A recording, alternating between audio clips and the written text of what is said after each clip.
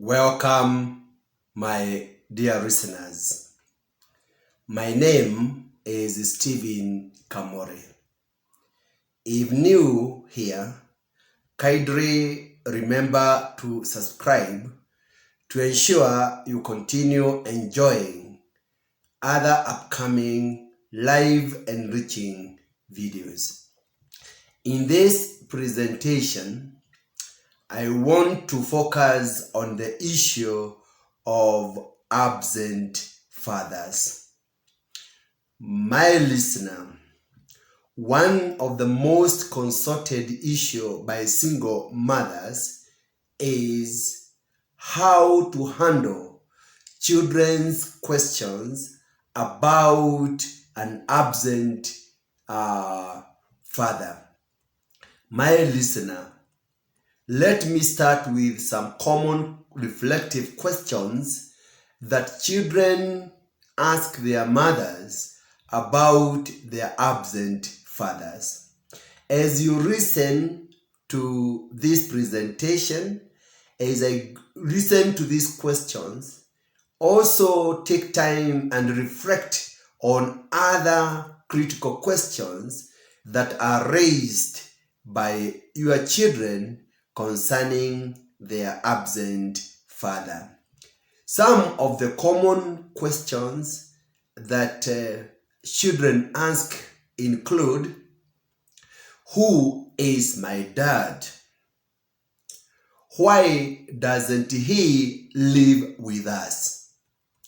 Is he coming back? When can I meet him?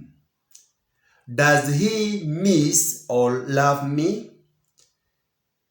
Why do other kids have fathers and I don't? Apart from these questions, there could be more questions, and you should also reflect on them as we go through this presentation.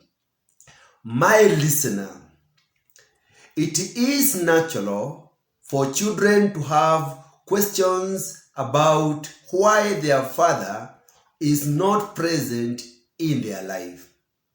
However, as painful as it is to answer their concerns, these questions cannot be ignored. Consequently, it is important as a single mother to be prepared with what to say, how to say it, and when to say it. My listener, you might not want to share every detail with your child regarding their father who is absent, but there are always ways to answer their questions that can help them feel more loved and secure.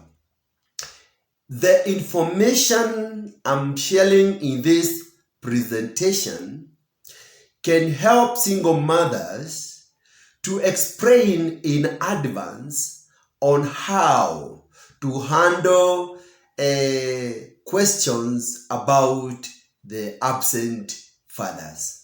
You need to plan in advance. It is common for children to start having questions about absent fathers when they enter preschool. During this time, they usually begin to pick up on different family structures and recognize that their family look different from others of their peers. And therefore, due to curiosity, they naturally begin to ask some questions. My listener, it is good to note that children aged between 2 to 3 years old are not likely to ask questions about their family. They tend to assume that all families are just like theirs. However, And I'm saying, however, when they come into daily contact with other preschoolers or children in school who love to talk about their families, they begin to notice that their families do not look the same. And at this point, you can expect the questions to start. My listener, as a single mother, never shy away from these family discussions. They help your children better understand the world and the praise and their praise in it. Your messages during this discussion should always focus on the fact that families come in all shapes and sizes. And therefore, in the discussion, it is important to ensure that your child feel loved and appreciate that no one type of a family is better than another. So my advice to you is that ensure your children love their family as it is, and they appreciate you as the head of that family. My listener, knowing what questions your child might ask, as well as having some pre-prepared responses, will help you avoid feeling put on the spot or caught off guard when children ask about their dad. Before I share the 9 insights on how to handle children questions about the absent father, let me warn you that there is no one single explanation that can entirely resolve your child's questions. The issue of absent father will keep on resurfacing as your children try to make sense of their situation. And therefore, don't feel inferior or feel intimidated by the questions. You will always notice that your children might keep on asking the same question over and over again. My listener, now let me focus on how you can effectively deal with children's questions about their absent father. Point number 1, think it through. As a single mother, take time and reflect. What would you want your child to know about their biological father? Whatever the circumstances, come up with a basic story you can feel comfortable sharing with your child or children. This should be done without bitterness and anger. Always remember that your children have nothing to do with you being a single mother. Therefore, never project to them any toxic emotions related to their father. Point number 2, be open and approachable. Allow your children to ask questions without getting upset. Strive for patience and thoughtfulness as your child works through this process. Always keep in mind that young children often view their lives with what we call in psychology self-referential thinking. What does it mean? Children naturally tend to think of their world they tend to think that their world revolves around them. As a result of this, it is possible for a child to assume that their father's absence is their mistake or that they are unlovable. Therefore, as a single mother, you may want to make sure that your children know that they are not to blame for the type of the family they are living in. Point number 3. Consider your talking points. Be proactive and always plan ahead about your child's questions by developing your own set of talking points.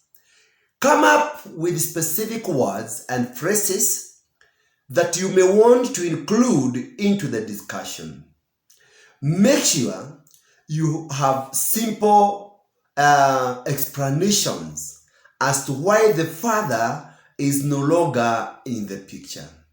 As you give the explanations about the father, always avoid being critical of him and instead have few positive comments that you can make about him.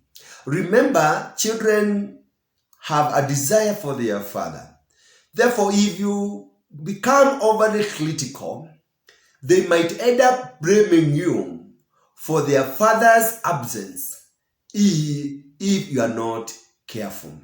And therefore, it is good to deal with this issue in a very sensitive and careful way. Point number 4. Introduce the topic casually. Always plan to start up the conversation about the families in a relaxed and informal ways. For example, when you are relaxing, taking supper, or probably when enjoying a drive in the car. At other times, there are other ways that can be helpful in starting family discussion with your children. For example, you can use what we call the children books, TV shows, or real families that you know. The objective in this discussion should be creating awareness that there are different types of families and all of them are good. Point number 5. Keep your answers simple. My listener, if your child asks a question like, "Where is my father?" never get annoyed or yell at your child. Instead, be relaxed and positive. Then, in sobriety, using a language appropriate to the child's level of understanding, give a simple answer. Always keep in mind that a child aged between 2 years and 4 years is too young to understand complex concepts such as adoption, death, separation, or divorce, among others. Avoid explaining complex terms until later time when the child is cognitively mature to understand. At the same time, it is advisable to avoid giving children too much information. Always focus on the questions they have raised only. Point number 6. Know when to leave it alone. My listener, there is no need of discussing sensitive family issues on daily basis or sometime for a long period. As a single mother, always avoid discussing issues that are not raised by your children. That's what I'm saying. Leave the issue alone. But as it keeps on emerging, you will keep on intervening with the time. Point number 7. Tell the truth and nothing but the truth. It might be tempting to tell young children some retro white rice about where they come from or where their absent father is. However, making up a false story is not wisdom. In the age of the internet, the truth will always emerge. At the same time, it is good to remember that your child is interacting with friends and relatives who might disclose the truth about their father to your children. And therefore, ensure you tell the truth to make sure that you win your child's trust as a mother. Never kill that trust by telling your child lies. Point number 8. Encourage acceptance. Children, my listener, do not place value on one family type or another, but they are living in a society where people place values on various types of families.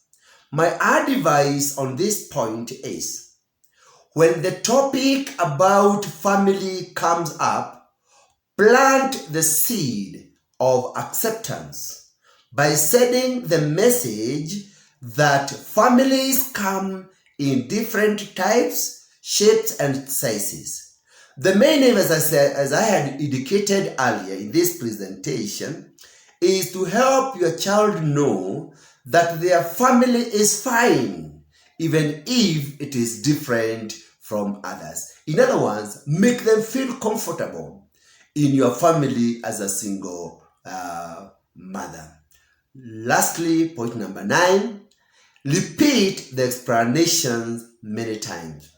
Young children, my listeners, cannot absorb much details in one sitting due to their low concentration span. Therefore, when your children ask same questions over and over, it does not mean you did a bad job explaining your family. Repetition is a way of reassuring your children. My advice to you as a single mother, always be receptive to talk about your family whenever your child asks. Remember to remind your child that you love them, or your children that you love them, and that their family is made up of people who love them most. When children feel loved and appreciated and happy, they might end up not even missing the absent father. It is my sincere expectation that you have gained some helpful insight as a single mother on how to effectively deal with questions raised by your children concerning the absent father.